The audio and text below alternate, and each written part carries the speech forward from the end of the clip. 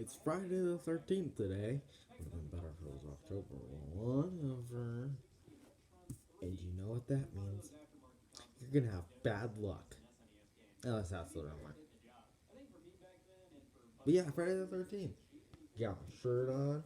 Better way to celebrate Friday the 13th than by reviewing Friday the 13th. It makes sense. Of course, we're not going to be reviewing that silly little remake. None of the sequels. That little video game that came out. No, we're going back to the 80s. 1980 to be specific. And we're reviewing the original Friday the 13th. Part 1. I mean, it's not called Part 1, it's just called Friday the 13th. But whatever. Friday the 13th is directed by Sean S. Cunningham and stars Betsy Palmer, Adriana King, and Kevin Bacon, and more people that I can't remember. Those are just pretty much, well, two of them are the main stars, and then one of them is Kevin Bacon. So I mean, I kind of had to add his name to it because it's Kevin Bacon. He's a big actor now. So this is a big movie. It's so big that Jason is just the iconic horror movie character. When you think horror, or at least slasher, you're thinking Jason. But, what if I told you? This franchise does not start with Jason at all. Gaspin stuff. That's right. Jason is nowhere to be seen in the original movie. Well, I take that back. The plot does actually center around him, but he's not the killer. And he doesn't even get his hockey mask until part 3. All the iconicness you know is from part 2 and part 3, I'm sorry to tell you. And zombie Jason doesn't get truly introduced until part 6. All this iconic stuff that we know from later movies. So what's so good about this one? Yeah, well, it's Friday the 13th movie. They're not really known for their quality. This one's not bad though. Not the best one. It's not bad. Alright. So, the plot of this movie is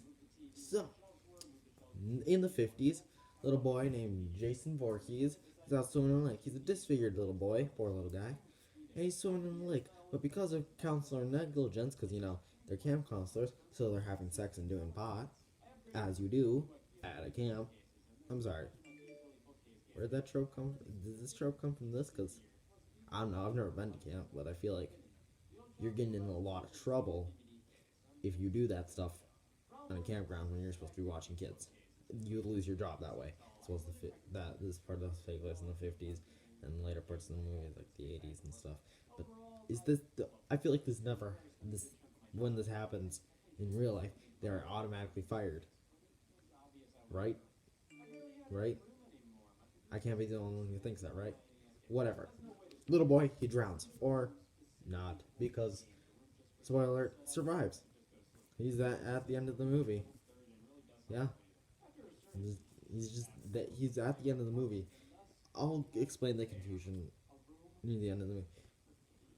But the camp was closed. And now, years later, it's reopening. Camp Crystal Lake. And, well, they got new counselors. And of course, some people, meaning the townsfolk, aren't very happy about the camp opening. They claim it's cursed. But do the camp counselors listen? No. They're camp counselors. They're teenagers. They're not gonna listen. So they continue to do their job. Of course, they got someone there who's, supervising them. He's kind of weird and kind of a creep, and he's barely there, barely watching them. So yeah, he dies. But later in the movie, actually. Now, Friday the 13th isn't your traditional horror. It's a slasher film. Uh, Maybe one of the... Besides, like, horrors like The Exorcist, slashers are some of the most iconic versions of horror. When you think horror, you're like, ugh, bloody stuff. But, like, horror isn't that, like, bloody. I mean, look at The Conjuring. Those movies are straight up horror, and there's not blood in them. Is there? I don't remember there being blood in Conjuring 1 or 2. And those are straight up horror films, good horror films. I don't remember blood being in The Exorcist. There's throw up and vomit and stuff. There's vomit and pee, but I don't remember there being blood in that one either. So, slashers are more known for their body counts and their kills. Not much for their scares. Yet occasionally you'll get your Texas Chainsaws, your Halloweens, but they're mainly known for their body counts. So that's what this film does. It has body counts and kills done masterfully by Tom Savini. I'm getting off track. Anyway, so, well, this actually correlates with the plot. So teenagers start to get killed off throughout the basis of the movie, and people are trying to figure out why. This one tries to go for a murder mystery-esque thing, and it works until it doesn't. Like, it works, there's a bunch of townsfolk, there's even a character called Crazy Ralph, that you're thinking, oh, maybe one of these, you're thinking maybe even one of the teenagers is doing it, seeing as how some of them mysteriously disappear. They die. So you're starting to think that that's what's going on. Oh, spoilers for a movie that came out in 1980. Anyway, so you're watching the movie, you're wondering who it is, and eventually you get down to your final girl, Alice. The final girl are usually they're usually women. Sometimes they're guys. You can get final girls who are guys, but they're mainly called final girls because it always seems to be a girl who's the last one left alive, or at least one of the last ones left alive, manages to either escape or beat the killers. That's how it always seems to go in these movies. So Alice is our final girl, and she's just not having a good time. She's not, and all her friends and maybe someone she could have had a relationship with, they're all dying. What the heck is going on? So she gets out in the rain, and the killer appears. Pamela Voorhees, Jason's mother. But here's the thing. She's revealed to be the killer. We don't know Jason's name.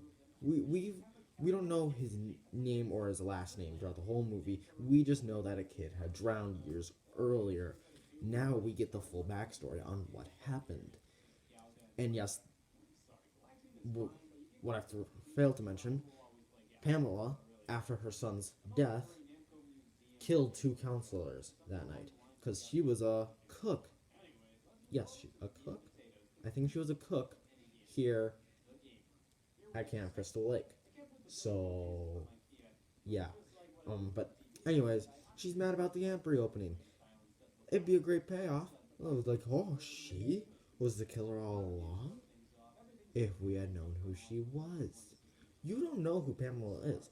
You've never met her. That's not how murder mysteries work. That's not a satisfying payoff. The thing you want in a murder mystery is a satisfying but surprising payoff. So pulling out a character you've never seen before, like a character murder mysteries, don't do this. Don't pull out a character you've never seen before or have barely seen or have nothing to do with and make them the main killer. It's not satisfying. Yeah, we get it. It's shocking because we don't know who they are. That's not a real shock. That's just like, who are you? Then you're just adding more mystery. It's like, why? Why are they the killer? So obviously you get the backstory, you find out. But it's like, why weren't they introduced? So, while I like Pamela as the killer, I wish if they ever remade Friday the 13th that they would do that they would pull that again. Make Pamela the killer. I like that. It ends up setting up a greater origin for Jason himself. Oh, revenge for his mother, who was doing this in revenge for him. But I still like it. I still like that Pamela was the killer, and I wish more movies would do this. Friday the 13th 2009 movie started off where we saw the death of Pamela, which I liked. Because, yeah, Pamela dies in this movie. Alice kills her, takes her head off. Pretty cool. But I want more Friday the 13th to do this. Who knows, maybe the next one will, seeing as how if they ever get the rights figured out, because seriously, there's a huge rights going on with this franchise. It's kind of irritating, because I just want them to make it. Do you know why? Because that will be the 13th Friday the 13th. I want that to happen. And I want that to be the best one, because it's special, because it's 13 on 13. And release it on Friday the 13th. Come on, people. It's not that hard. Just aim for a release date of Friday the 13th. There's at least 2 a year. So it's not that hard. You can do it. But anyways. Yeah. And then Alice, she's like, oh my god, all my friends are dead and But so is the killer. I'm safe in this canoe. Yeah, she goes into the canoe and floats out on the lake. Who knows why? Then all of a sudden, zombie Jason pops up, which is a pretty neat scare because you're not expecting it, and he pulls you down. It's weird. You're not expecting it. It's kind of fun. But then she wakes up. It's a dream. What? And she wakes up in a hospital, and she's like, the boy, Jason. What more? So yeah, like, there was no body down there. So yeah, no one knows what to think of this. There are some people who think Jason did die and rose up, but then there are some who are like, oh, Jason never died. He just swam to the forest and somehow grew up. Neither of them makes sense, to be real honest. Like, yeah, he's a zombie. He's a definite zombie in later movies, but they give explanations on how he comes to life, so I'm fine with that. In Jason Lives, there's a Frankenstein-esque thing. You get zapped by lightning and stuff. Actually, most of the way he comes back to life is zapped by lightning, except for Freddy vs. Jason, which has Freddy bring, he's like a creature of hell, bring him back to life. I like that. That makes sense, and it's a great premise for the movie. That's not the movie we're reviewing. We're reviewing Friday the 13th. So, they don't do anything like that, and it's weird. It's weird. I don't know. I'm one of the people who personally thinks that Jason's not a zombie. Jason doesn't die until part 4. Because part 4, Tommy Jarvis, main character, kills him. I'm a believer that Jason's not a zombie until part 6. Yeah, he's not in part 5. And it's not Pamela either. But I personally believe that he dies in part 4. That's the first time Jason dies. No one can figure out a true explanation on why it makes like if Jason, how did Jason survive? How did he swim? How did he thrive? How did he go all this time without him or Pamela ever bumping into each other? How did he not go to Pamela? How did none of them ever stumble upon each other? How did no one ever find him? It doesn't make a lot of sense. Nothing does. And that's part of my nitpicks with it, but I just believe that he never died. Even if I can't come up with a reason, but no one else can, so it's fine. The kills are very important in this movie. They're like half and half. Like, there are some kills where it's like, oh, you just stabbed them below the screen. I don't even know who that character. I don't even know what happened to her. So, like, some characters get a gut stab below the screen, they go, and all you get to see is, and then they die. One girl's tied up with a rope, and she's all bloody, except the blood looks awful. She's thrown through a window. You don't know how she dies. But then there are people pinned to walls with arrows like that. Or like Claudette in the beginning, who is like, she's like scared, she's running. Whenever there's a kill, it's usually a point of view kill from Pamela, so you're not knowing who it is. And she's running, she's scared, and all of a sudden it just freeze frames and zooms in, and she's like, ah, and she dies, and that's scary. But then there are great kills, like Pamela getting her head getting cut off. Character at the beginning who pretty much dies like right away gets her throat slit, and if you watch the unrated version, it sits there and blood. Pretty cool. And then of course Kevin Bacon's death, probably one of the most famous deaths in the movie. He just got done having sex. He's laying on his bed, smoking weed, and all of a sudden, Pamela's hand comes out from under his bed, grabs his head, and just spearhead goes straight through his neck. And something went wrong. The blood wasn't pumping through, so the assistant makeup director had to manually blow the blood through a tube, which I find incredibly interesting, and I like. Dedication. They could have easily just been like, oh, no blood, no blood. They could have gotten cheaper out, but nope. But of course that meant they could only do it one time. So, I like that. It was cool. Alright. Performances are varied. There are some where it's like, there are some like that, which just aren't the best. Or some going like, oh, you silly. And it's like, But then there are some, like Betsy Palmer, as Pamela Voorhees. She is great. I love her portrayal. I love Betsy Palmer. She's an amazing actress. Alice isn't bad as our main character. She's certainly not our worst, and she's certainly not our best. She's perfectly suitable as a main character, as our main protagonist. So yeah, yeah, basically. So the performances varied. The kills aren't mainly good. There's a lot of time when they're just meandering.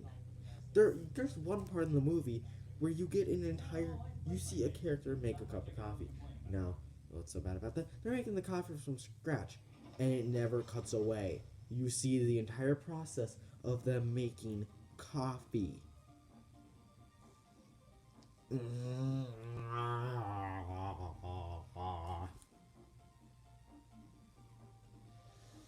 It's cheap. It's a cheap movie. That's why it's filmed in the woods. That's why it's a horror. It's cheap. They killed a real snake in it. Yeah, there's a real dead snake in the movie. That's sad. But it's like it's not bad. It's definitely not our worst Friday. Oh no, it's not our worst one at all. Oh, there are far worse ones. I'm not reviewing all of them. I mean, I might sometime in the future, but right now I'm just reviewing this one because it's a special day. It's Friday the 13th. And yeah, so I just reviewed them. So yeah. So, Friday the 13th. I give it 65 machetes out of 100. It's really, it's really, it's a fun movie. If you're not worried about continuity or lore or anything, you're not interested in watching this franchise in order, I would recommend 4 or 6. If you're looking for just any kind of craziness and you just happen to want to watch Friday the 13th, watch Jason X. Do yourself a favor, watch it. Oh my god. Oh, it's so good. It's so bad and it's so good. But they kind of knew what they were doing. They knew it was going to be bad, so they're like, all right, this is going to be a bad movie. Let's make it bad. And I appreciate that. I appreciate that they didn't try to make that movie super good. It's like, because it wasn't going to be good. There's no way that could turn out good. So they knew what it was and they just went with it, which is probably why I don't hate it, because they knew what it was. But I'm not reviewing this. So yeah, 65 out of 100. Not a bad score, not a great score. Honestly, I'd probably give Jason X higher just because of how much I love it, but who knows? Maybe I'll review it sometime in the future. Maybe next Friday the 13th I'll review another one. I don't know. I want to do Freddy vs. Jason another time. Maybe we'll do that Friday the 13th. Maybe not. Maybe I'll just do that randomly. Who knows? I don't know. And if you're interested in anything on Friday the 13th and you want to know makings of or backstories, read Crystal Lake Memories. Or if you don't like reading, watch the movie Crystal Lake Memories. Yeah, that's right. The book was adapted into a movie. I like it. It's a good read. It's a good read and it's a good movie, and I highly recommend it. And if you just want to know about kills, then might I suggest a little YouTube channel called Dead Meat. They hit 3 million subscribers weeks ago, like a month ago. Super good. Done by James A. Janice. He's not telling me to do this. He doesn't even know I exist. But just look at his channel. He does. His main thing is kill counts. And the first franchise he ever did was Friday the 13th. So, yeah. And even his first video was the Friday the 13th kill count. And they're all really high quality and really entertaining and pretty funny and pretty interesting videos. So if you're interested in kills or horror, go check out the YouTube channel Dead Meat. This is Jordan from Jordan Views, signing off.